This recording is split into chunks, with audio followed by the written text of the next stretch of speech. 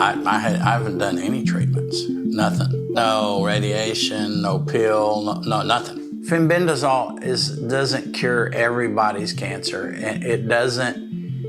It's not a cure-all, but there are some things to take in account. One, just the hope that it gave me, it changed my whole attitude, and I quit worrying about it. You have to advocate for yourself. You dictate. Don't let them dictate your life. If somebody listens to this and it saves one life, I mean, it's worth it. When Joe went in for a routine scan, he wasn't expecting what came next. Doctors told him his body was full of tumors, and the scan suggested stage 4 cancer. But the more questions he asked, the fewer answers he got. No one could say for sure what kind of cancer it was, yet chemotherapy was already being pushed as the next step. Joe decided to pause. He wasn't willing to start intense treatment without knowing what he was really fighting. Instead, he took an unconventional route. He started taking fenbendazole, a canine dewormer that's at the center of a heated debate online. Some call it fringe, others call it life-saving. For Joe, within a few months, his tumors had shrunk in half, without chemo, without radiation, and without changing his diet. In today's episode, Joe shares what happened, what he learned, and why he believes more people need to hear this story. I'm your host, Ryan Olekson, and this is Beyond 80%.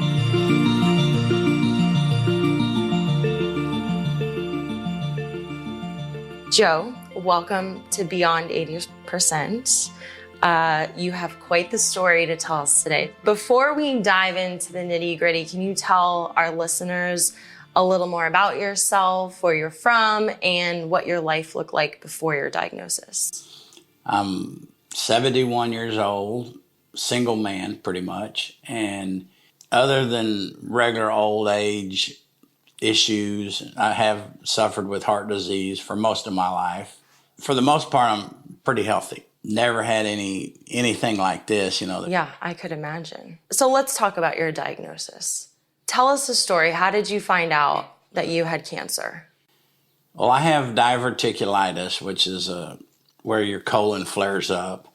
And I just felt like it was acting up. And I also could feel a little uncomfortableness in my upper right side of my back. And I said, I better go get checked. It's been a couple of years since I had this diverticulitis checked.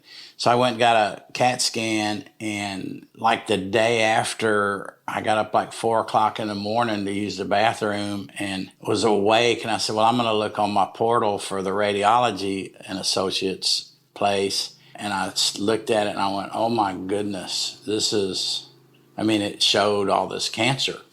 So I have a doctor friend of mine that's one of my best friends, and I text him at 4 o'clock in the morning. I text him the results, and he texts me back immediately. He goes, I'm going to call you about this 8:30 in the morning. And so he calls me that morning. He goes, Joe, this is bad. You need to get to a urologist as fast. And he kind of fast-tracked me into a buddy of his. And this guy went through it with me. And basically he said, I could paint a good picture for you, but I'm not. And he says, I'm not going to give you an estimate, but maybe 2 to 5 years for something like this. And he said, not knowing what kind of cancer this is. He said, we need to do a biopsy on your bladder. And so we scheduled that. And in the meantime, noticed a spot when he was talking to me. And he said, I've never seen anybody that had this spot without having testicular cancer. So he checked me out, and he says, you definitely have cancer. He said, when we go in there for this biopsy, I'm going to take out your testicle.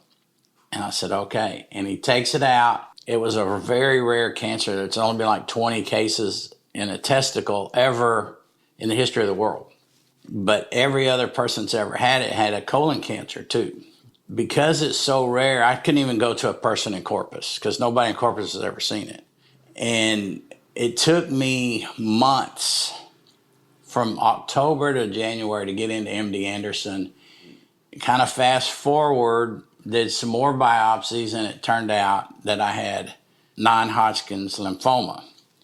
which is not nearly as deadly as this other stuff. So let's back up for a second. Okay. So you got checked for your chronic disease that you had, and this is something that you've been dealing with for a couple years. So you go to get that checked out. Then you decide one night, you're up late, that you want to see the results. So you see the results of the scan, it lit up like a Christmas tree, and you knew in that moment something was not right. The write-up that they give you with it, it had in there that this is cancer. So you weren't even in front of a doctor at this point. No. This is just you saw online. Me laying in bed. In your medical portal that you logged into to Correct. see your results. And it said in there, these are highly likely, these are cancerous tumors. You know, like on the one on my bladder, it had a specific size, and the rest of them are pretty much lymph nodes, and maybe one or two other places where there's little tumors. The rest are lymph nodes, pretty much from my shoulders, under your armpits, down to my lower gut. I had a doctor friend here that found out I had cancer, and I sent it to him. He said, let me see. And he calls me and goes, Joe, I think you're wrong about this. And he goes, there's only been 20 cases in recorded history of this. 20 cases. In the testicle. I mean, there's been many other places in the body. And I said, they've sent it all over the place. And he said, wow. He goes, that's unbelievable. But to this day, as far as I know, I'm the only person, because I did a lot of research. Yeah. And there may be 30 cases. And I'm talking about in the world. This diagnosis being so rare, were there any answers given to you about what potentially has caused it or why you didn't have colon cancer? Nope. No, nothing. Nothing. With this diagnosis, can you tell us what type and then also what stage it was in when you did meet with a doctor about it? The testicular cancer, I guess you would call it stage 1, because, the stages are how far it's spread or how big it is. Stage 4 is it's spread, it's spread. That's pretty much, if you're somebody stage 4, they got it in more than one place. But this, I'm guessing, it would be called stage 1 because it was confined to that testicle. It's called, I think it's adenomucinous carcinoma. And it's rare. That's all I can tell you. Yeah. Okay, so the testicular cancer was stage 1. And then you found out about the non-Hodgkin's lymphoma. And can you tell us how you found out about that? After I was diagnosed with cancer and I went to the urologist, he also did a biopsy of my bladder, which showed no cancer. And even though there was a spot, and he said, because he went inside, he said, it has to be on the outside. He says, your bladder's clean, your colon, everything's clean. And it took me months to get into MD Anderson. So I got into MD Anderson. By this time, my testicle was gone, but they had put me with this doctor, and he was convinced that all this cancer was the adenomucinous carcinoma. So they went to do it, and they were going to do a biopsy of one of the lymph nodes. So they did a biopsy. It came back clean. A lymph node that lit up didn't even show cancer of any kind, not even a cell. So that got me thinking, well, how do they know any of this other stuff is, what if they're all like that? Yeah. I mean, I don't know. I'm not a doctor. So, and this is important for your listeners because he immediately tried, hard to get me to go to chemotherapy. And I said, I'm not doing that. I said, I don't even know what kind of cancer I have. He says, well, you know what you had in your testicle? And I said, well, that doesn't mean that it's the other. And because of my doctor friend, he told me, he said, that doesn't mean that's what you have all over. Mm-hmm. And he's a doctor that would deal with cancer in his career. He would know. So I told him, I said, I'm not doing this until you find cancer with a biopsy. So I finally went into my bladder and did a biopsy, and that's when they found the non-Hodgkin's, which is a blessing because that's a slow-growing cancer. It's not a 2 to 5 year sentence anymore. Yeah.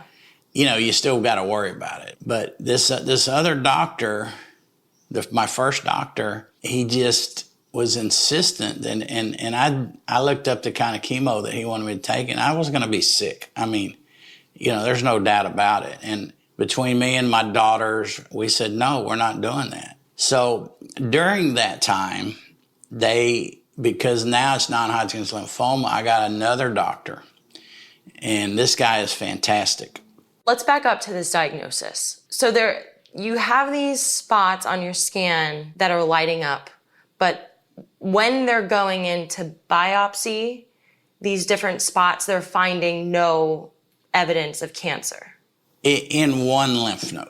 So the spot on your bladder, though, they did go in? Yeah, they did, because I insisted. And I said, I'm not taking any kind of treatment.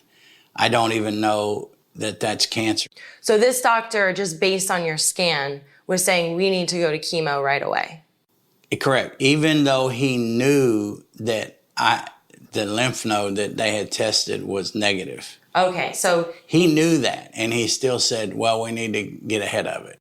Did they give you any explanation why your scan looked like that? Even though when they were testing these things? And we asked repeatedly, and they said this happens. I mean, it's you're just at their mercy.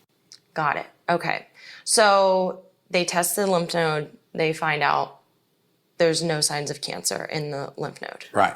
And so this is completely separate from the testicular cancer situation. At this point, that's out of my head. But that's gone because you had it removed. It was all good. Right. So then the scan, because I just want to make sure this is very clear to listeners, the testicular was stage 1, but once it was removed, it was considered cancer-free from there. Right. And the rest of your body was diagnosed as stage 4. Correct. So this was just the prognosis based on the scan alone before we've done any biopsy. Correct. Is 2 to 5 years, just based on what showed up. Right. Then we find out it's actually non-Hodgkin's lymphoma, which is slow growing. Right. And containable, but not as easily cured. Correct. So then from there, at what point did you start looking outside of conventional treatment? Well, as far as fenbendazole is concerned, I have a friend that his wife was diagnosed with stage 4 pancreatic cancer, which is, most of the time a death sentence. And then we have another mutual friend that had mantle cell cancer, and he started taking this. And with that being said, both have gone through many trials and tribulations, chemo. And she went through Whipple surgery, 8 rounds of chemo, but she today is cancer-free, which is very rare. But she started taking fenbendazole from the start and kept taking it along with all this other stuff she had done, which was, I think she had 8 rounds of chemo and 8 rounds of radiation, and she had a pretty miserable life there, but it eventually went away. And even today, because I talk to him all the time, she still takes it as a maintenance. And she's been disease-free, I believe, 2 years. Wow. And but this is pancreatic cancer. Yeah, but she said, if I ever got it again, I'm gonna get back on it, to the regimen again. So because I knew that, and I knew the other guy, I mean, I had heard of it. It wasn't like I just woke up that day and said, I'm gonna start taking a dog dewormer, When they told me about it, I started looking into it. It much like my doctor friend that I called, he had a friend that was on the board at MD Anderson that had told him about fenbendazole, and he's started looking into it, and there's scientific proof it helps cancer. Mm-hmm. And he looked it up, and he said, that's why he said, yeah, start taking it today, because your doctor is never going to prescribe this. Yeah. Because it's not an FDA-approved drug, for one thing. You knew about this before your diagnosis. Correct. And you were curious about it and just started looking at it as a form of treatment for cancer? I had looked at it in passing, let's say, when they told me about it. Because I still have a text message from 2 years before when they were telling me this. And I said, like everybody, what? You're doing what? And And so I started looking at it, and then I did a little, and I went, oh, there is a little something to this, because there are some scientific studies that show it works, along with like ivermectin, and those are the two big ones that people take for cancer. And can you tell listeners about some of that research? Basically, I just did a dive on the internet and, started Googling in every kind of way you can imagine. And since then, I've evolved even more. We can get into that probably a little later, but how I got into the protocol, which was shortly after I started taking it, the stuff from Tractor Supply. One of the things that I've seen just with some of the research is they discovered this apparently through a trial with mice. They Correct. gave it to mice along with a different vitamin protocol, and they noticed that these mice had these tumors that were shrinking because of it. I've seen other studies where it blocks the cells from replicating, and then I've also seen studies where fenbendazole blocks the cancer's use of glucose, which is sugar. And so it's interesting because there is recommendations out there right now that people who have a diagnosis of cancer, they recommend you cut out all sugar because that's what's feeding the cancer cells. So just kind of throwing some of this stuff out here for the listeners as to the reason behind fenbendazole. I will say this for myself. I have changed nothing. You've changed nothing, meaning Nothing diet in my diet or anything. And in fact, my daughter, Stephanie, when she was determined to prove to me that sugar was no good for cancer, and she asked my doctor, the one I have now, she said, shouldn't he just quit eating sweets altogether or having any drinks that, turn into sugar? And he says, I don't think that's the case at all. He said, I don't think that sugar feeds cancer. And this is an MD Anderson doctor. Now, if you get online, just about every single human being alive says it does, but this guy said no. Interesting. Is that because of the type of cancer you had, or he just thought that across the board? I think he just thought it across the board. I mean, he did not hesitate 1 second. We found out about fenbendazole before your diagnosis. Did you, just a random question, did you think that was strange that you had looked into it before your diagnosis? No, because these people that had it, they're not just acquaintances, they're really good friends. Really good friends. And then two of them doing it, and I'm going, I said, at first I went, what in the heck? And then, but another thing that kind of got my attention was because, so many people during COVID were taking ivermectin. Many people around here. I don't know about other parts of the world, but it was, and there was some great results from people taking ivermectin. So I have to ask this question. What were your initial thoughts when you realized that fenbendazole was a dog dewormer? I was ahead of the game because I had seen it already, and that's how I found out about Joe Tippin, the guy that figured this out in 2017. I hope any of your listeners would get on his initial podcast or any of his podcasts, and he does it all free. It saved his life, and so he's probably saved thousands of lives. I listened to his podcast too, so I kind of knew the whole story ahead of time. How did your family and friends react when they found out you were taking a dog dewormer? Well, Steph, when I first told my family, my kids, I'm not a stupid person, but Stephanie at first, she goes, what are you thinking, Dad? And then she, in a matter of no time, she started looking into it. She goes, oh, that's just, you got to do this. I mean, and it doesn't take, you don't have to be like a rocket scientist. You can just get online and Google it, and in a couple of hours, you can go, wow. If you just say fenbendazole, nobody says anything. But when you say it's a dog dewormer, which I always do because I like to get a rise out of them, there's a lot of people going, yeah, you've lost your mind again. I mean, you're crazy. Most people I send, now I have a whole list of websites and stuff, so to ease the burden of them looking for something. So I sent it to them, and they'll go. And many of my friends, I mean, and it's weird. I say younger, in the 40 to 50-year-old range, now take it as a preventative. Several.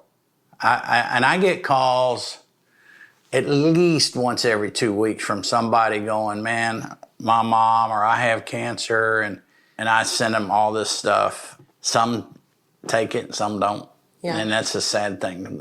Some ones that don't, I've had some friends die, that I've begged. Yeah. And they just say, no, my doctor didn't say I could do it, and they're dead.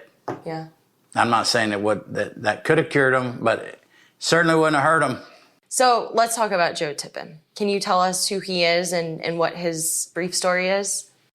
He's a guy, lives in Oklahoma, I believe, and I think he had lung cancer, like stage 4 lung cancer, and had gone through all kinds of treatments. And many rounds of chemo, and he's a very articulate guy, very smart.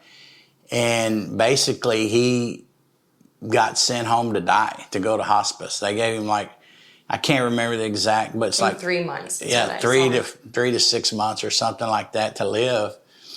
And he heard about this doctor that was doing this cancer research on mice, and according to, I think what he says is that the mice got parasites. And so the lady, to kill the parasites, gave these mice fenbendazole, and all the cancer went away, and all the mice. He heard about it, and he said, you know what? I'm going to try it. Otherwise, I'm going to die. And within, I think it's 4 to 6 months after he started doing it, he was cancer-free, still to this day. So that's been 7 years. Yeah. And he's still doing podcasts and saving lives. So you find out about Joe Tippins, and Joe Tippins has a protocol. Correct. Can you let us know what that protocol is? And did you follow it to a T, or did you change it up a little bit? I would say I followed it to a T. And it's basically, at the time, was the fenbendazole packets come in 222 milligrams, the ones I was buying, messing with the powder every day. But so I want to jump back into your story and just the timeline of events. So you get this diagnosis, and then I think you mentioned 2 weeks later, you started fenbendazole? No, it was faster than that. Oh, it was right away. Within a few days. I immediately started. I'm not going to say, I'm a person that's probably never been depressed in my life during trials and tribulations, and we've all had them. And, I was a little down in the dumps, I'm going to say. And I will say this for anybody that's thinking about doing it. When I started that gave me hope, because at the time, I was going, I was thinking the 2 to 5 year deal, but I was going, well, if this stuff works, forget that. I'm going to beat it, And then, you're going through and I will say this too, that I think this is important, that when I first found out, I said, I'll be a martyr. I'm not going to tell everybody. I don't want everybody to be drug into this. But I had a friend that had cancer, and he didn't tell me, and I wasn't happy about it at all, because I wanted to be there for him. And so, I had to spend days calling around friends and going, hey, and it's awesome to have people reaching out to you going, man, we're rooting for you if you need anything. So I would say, don't hide it. To your dear friends and family, I would definitely say it's worth reaching out. Yeah, having that extra support. Yes. You had mentioned before that fenbendazole is not approved by the FDA, which is true. So I'm curious, how did you come about getting fenbendazole? When I first started, I went to Tractor Supply and literally pulled it off the rack. There's 2 brands. There's Safeguard and Panicure, and they're both made by Merck, which is a big drug company. So I just went and got it, and got me 2 weeks worth, and I said, I'll see how this goes. And I'll say this, it's tasteless. I haven't had any side effects, except, like I told you, every once in a while I want to pee on a fire hydrant or chase a car or something. Start barking. Yeah. But I've not had any side effects, and looking at all the many posts that I've looked at on the Facebook site, most people don't. There have been some that, I think it too depends. If you have stomach cancer, it seems like that bothers it. But, and this stuff has been used. There's some sites you can get on. I think I even sent you some that will show you different kinds of cancer that it's cured, which is many different kinds, and or helped cure. There's not a lot of people, I might add this, there's not a lot at all. It's getting to be a lot more because, this is gaining traction, that only take fenbendazole or the protocol, because most everybody else doesn't find this till they're desperate, till they're on their last leg. I mean, I've been one of the lucky ones, I guess. Let's talk about that. I don't think we've talked about it yet. With Joe Tippins, he had done several other cancer treatments, such as chemotherapy. He was in an experimental clinical trial. I think the name of the drug, Keytruda, right? And of the 1,000 people that were in it, he was the only one that got cured. That's right, because he was taking fenbendazole on the side. And didn't tell him. Without so he was excluded from that trial, but it is important to note that he was the only one out of 1,000 plus people who was cured of his cancer. Tell us about treatments that you've done before taking fenbendazole. I haven't done any treatments. Nothing. Nothing. No chemo. No radiation, no pill, no nothing. Nothing. And you mentioned before you didn't change your diet. So no, I haven't changed any. The sugar on the side going on. Yeah. That's pretty incredible. So you start fenbendazole right away after you get the diagnosis. And then how long was it before you got the next scan? Probably 3 or 4 months. That's when I finally got into MD Anderson. So roughly that 4 or 5 month period, you're taking fenbendazole, you get a CT scan to see what's going on. And my cancer had shrunk in half. What did the doctors say about that? The doctor that I have now, he goes, man, this is awesome. He says, I don't see why we need to do anything, because along with that, part of it is I hadn't lost any weight. And I'm going to be very honest, I would never, if I hadn't had this diverticulitis thing, I would have never known I had it. I mean, I would probably know by now because it'd be growing. Yeah. But it hasn't affected, the cancer hasn't affected my life one bit, nothing. Because I don't know that I have, it doesn't hurt. It's not affecting my daily life. It's hard to tell because, when you're 71 and you have heart disease and you've had heart attacks and other things, some days you're fatigued, and I don't know if that contributes to it, but I don't think it does. Every time you tell me this, my mind is blown. And in this whole time, all you were doing was taking fenbendazole. Right. And then moving forward, I went back 3 months later and took a CAT scan. It had shrunk again. And this doctor goes, wow, this is really awesome. So we're going to stick to this watch and wait. And he said, now let's go for 6 months. And so I went back in 6 months. I think that was the last one I had. The last one I had, nothing, it hadn't shrunk, but it had not. So overall, the tumor I had was pretty much the size of a silver dollar, and now it's the size of like a quarter. The one they can, and then not nearly as many lymph nodes are lighting up either. But I still have stage 4 cancer. I mean, it's still there. I'm not disease free, but the last one hadn't grown at all, and he's very positive about that. So that's freaking awesome. For your listeners, that if they start taking a dive, they'll see the term NED a lot. NED. And that means no evidence of disease. Okay. And that's what everybody's striving for. And then, so with the Joe Tippin story, what is he classified? Completely disease-free? Disease-free. That's incredible. Oh, he's not the only one. There's many hundreds of thousands probably. Joe Tippin, he has a Facebook page. It's called My Cancer Rocks. And there's 50 or 60,000 members on that. there's people on there that have all these great stories. There's people on there trying to find out what to do, and everybody helps everybody. It's pretty incredible. Most people do what you say. They've quit eating sugar, and but he never did that either, by the way. Oh, he never changed his diet. No. And in some of his podcasts, he admits he likes wine and sweets, and he had lost something like over 100 pounds during all this. Yeah. And he was a guy, like an average old guy, with a little extra weight. But he says he didn't change anything.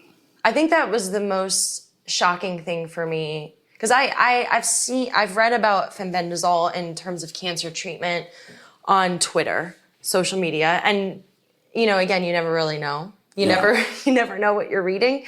When you shared this online community and I started to really look into it, the amount of people, the stories that they're telling about these cures are incredible. And we're talking 50, 60,000 people have stories about this. Correct. But at the same time, it also shocks me, maybe not really. It shocks me that the medical community is not looking into this further. When it comes to these doctors, I know you have a doctor now, and you have a friend that's a doctor who recommended this to you. What does your doctor now say about all of this? Well, my bladder doctor knows I'm doing it. My oncologist has no idea, because if you get on that site and that question has been posed by people, and then you look at all the remarks, many people, I would say a lot of their doctors drop them. Drop them meaning? From being a patient, because they say it's interfering. We're never going to know if what we're doing's right. Now some don't care. A lot of them on there say, I told my oncologist about it and he dropped me.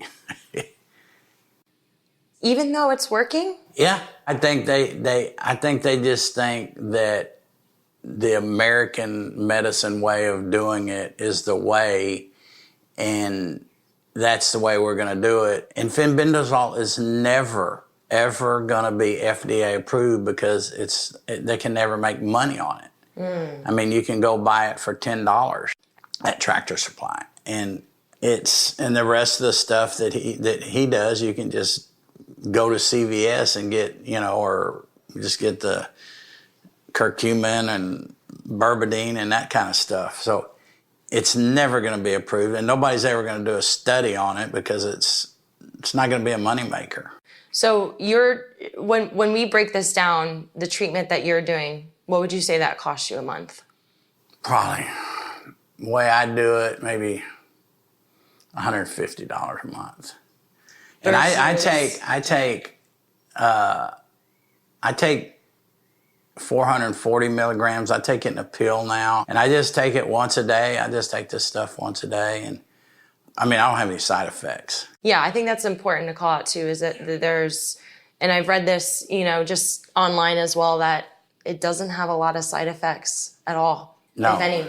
I think I read less than 5% of people get some stomach issues, some loose stools, but other than that, no. Most people don't report side effects. Were you ever given a quote for chemotherapy?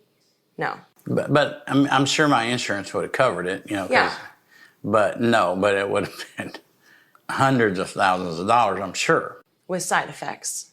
With terrible side effects that I know many people that have done it, and basically it kills your body, and some people don't make it. And I probably won't ever do that, because, I have a weak heart, and so I don't know that my body could stand it. So I'd rather I'm going to just take my chances some other way. Yeah. If it gets to that. Hopefully it doesn't. And so you mentioned these different unconventional methods of medicine. Have you always been open-minded, or has this experience led you into being a little bit more curious about these different? Oh, there's no doubt. No, I would not say I was open-minded. I would go like every other American does, just about. Go to the doctor, and the doctor says, do this, do that. Now, I don't. After going down this rabbit hole in many directions for the cancer and my heart and other things, there's a lot of non-conventional or non-American cures in other countries that seem to work better and you don't have all the harmful side effects. With the first doctor that was really pushing chemo on you, I mean, you had to advocate for yourself, I would assume. 100%. And I'm going to add this. Somebody that I talked to right off the bat, and I think it was probably this doctor friend of mine, he said, Joe, you have to advocate for yourself. You dictate. Don't let them dictate your life. But he's been with me every step of the way, and he's the one that says, when that guy told me to do chemo, he goes, absolutely not, you're not doing chemo. That's ridiculous. And he's a doctor that has treated cancer. He's not an oncologist, but in his line of work, he's an ear, nose, and throat doctor. He's treated cancer maybe 1,000 times, Maybe he sees cancer all over somebody's face and head and ear, nose, and throat. Yeah. And so he said, that's not even, and he even told me, he says, I'm going to be honest, Joe, he said, I don't think that's the adenomucinous carcinoma in your body. And he was right. And you can imagine someone seeing the scan that you saw and feeling that pressure from a doctor and feeling like they don't know anything and not having those skills or the friendship that you did with that doctor letting Correct. you know this. I mean, you can, I guess you could see how people could walk right into these things and it may not be the right diagnosis for them.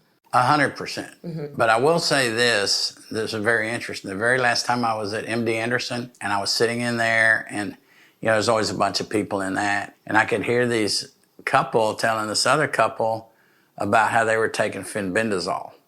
And then, so after I do my scan and everything, I'm waiting in my doctor to see him.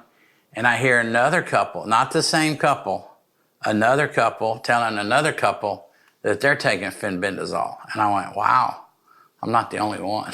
So they're at these cancer centers. At MD Anderson. Getting their treatments. Correct. And the gossip on the street is fenbendazole, it sounds like. Yes. That's incredible. It is. And this is what's so funny about it is, you hear all these stories, you hear people talking about it. It's definitely out there, but it's so underground. I just interviewed a nurse practitioner a couple weeks ago, and she was telling me about how doctors have lost their license. They're talking about stuff like this. When you really start to pull back the covers of what's going on in the medical system, it's terrifying. But yeah, we have this connotation that, America's medical system is the best. But yet, this other side of it, what we're talking about, these treatments are out there, they're helping people, and we're slapping these doctors with taking their licenses away for even talking about it. Right. I will say this, and you looked into it, but fenbendazole doesn't cure everybody's cancer. Mm-hmm. It's not a cure-all. Yeah. But there are some things to take in account. One, just the hope that it gave me, it changed my whole attitude. I mean, because I'm going, I'm just taking these pills every day, and I quit worrying about it. I mean, I'm going to be honest. I just quit. I went, you know what? I'm going to go to the next scan, and it worked out that way. That's a big factor. I mean, even if you could take a placebo and give you a good attitude, but this works. I mean, it's not a placebo, and that's an important thing. Yeah, this is really interesting. There is a lot of studies right now around this idea of the placebo, or that your mind actually helps your body heal itself. But you're saying that you think it had an effect, but you definitely think that the medication was the sole factor in what shrunk. 100%. Yeah. I mean, I don't think there's a question about that. You mentioned taking it as a prevention. What does the regimen for that look like? I think people are different. I think Stephanie, my daughter, now takes it once a week. Some of my male friends that are doing it, they're taking like ivermectin once every 2 weeks and fenbendazole once every 2 weeks. And neither one have a side effect. So they're just thinking, hey, you know what? I'm getting ahead of it. Yeah. And does that helped? Nobody knows. Yeah. Because if you don't have anything to start with, and then you never get anything, you don't know if that helped. But but in their mind, because they've seen what it's done for me, not only me, most of these guys have looked into it. I mean, most of my friends that I called and told, they've delved into it, and they go, how did you, from being you're an idiot to how did you stumble across this? This is awesome. Yeah. I mean, because they take the time like I did when my friend first told me to look into it a little bit, and they go, wow. Just from being open-minded. Yeah. What has this whole experience taught you about the body, healing, or even the healthcare system? Well, as we discussed, I mean, not only for me, probably for most of my family or friends that have been involved in this, that have looked into this, I think everybody would look at alternative means of medicine now, where before this happened, I probably wouldn't have. So what would you say to someone who just got diagnosed and is feeling really scared about it? If it was me, and knowing what I know now, I would do exactly what I did. I would start with fenbendazole because it doesn't, or the protocol, it doesn't have any side effects, and it can give you a lot of hope, and go from there. I would look up all the Joe Tippin stuff and get on the My Cancer Rocks Facebook website, which is Joe Tippin's website. There's other fenbendazole websites too. His is the only one, and the other ones, I will say this, they have everything known to man on them, and there's so many things on there. It's mind-boggling sometimes, because some of these people that are on there, and I guess their cancer is way worse, or they feel worse than me, but some go on these water diets. They drink nothing but water for 2 weeks, and I don't think I could do that. There's so many different things, and most people cut out sweets and eat a lot more organically. I haven't done any of that, and I probably should anyway, but that's what I would do if it was me. If they're listening to this, I would look at it and give it a try. I mean, it can't hurt anything, and it's not that expensive. Maybe $150 a month. Yeah. Something like that. Is there a message you want to leave listeners with who may be in the middle of their own health battle? You don't have to rely on conventional American medicine or your doctor. I mean, yes, we probably do have the best medical system in the world, but it's not the only one, and it's not the only answer, and we don't have the only smart people. I mean, there are a lot of other smart people, and there's many things around the world that are proven to work outside of conventional American medicine. I mean, I would say look into everything, especially with a computer now. You can Google anything, and I would say don't feel bad about trying. I have had several friends die recently of cancer that I begged to take fenbendazole, and they just wouldn't do it, and died. And not only that, they went through so much. And one guy in particular that him and I were diagnosed the same week, and once I found this out, like in January 24, I sent him him and his sons are all friends of mine. He had lung cancer, same thing Joe Tippin had, and I sent all this to him, and then they were telling me he's not doing good, and I said, but he's taking all this chemo and radiation, he's sick all the time, and and I'm out at the ranch jumping around like getting on the tractor, mowing, doing stuff, and I finally called him and begged him, and I don't even know his wife. I got her on the phone, I begged her, I said, please try this, and 6 months later he's dead. I'm not saying I know that it would have saved him, but he had the same exact thing, and I kept telling him, this is what the guy that figured this out had. Same as you. Look at this. And he would say, no, my doctor didn't recommend it. I'm not doing it. So with that being said, look outside the box. It's a last question here. What with this whole experience that you've been through, this is quite a journey that you've been through. How has your outlook on life shifted? Well, even though I've had pretty severe heart disease, I mean, like heart attacks, and when you get cancer, it's almost like you're given a sentence, like a life sentence. So I try to enjoy things a little more and do a few more things that said, oh, I got plenty of time to do that. And even though I'm 71, I'm still fairly healthy with all my issues. Just that outlook on life. Take every day, give it the most.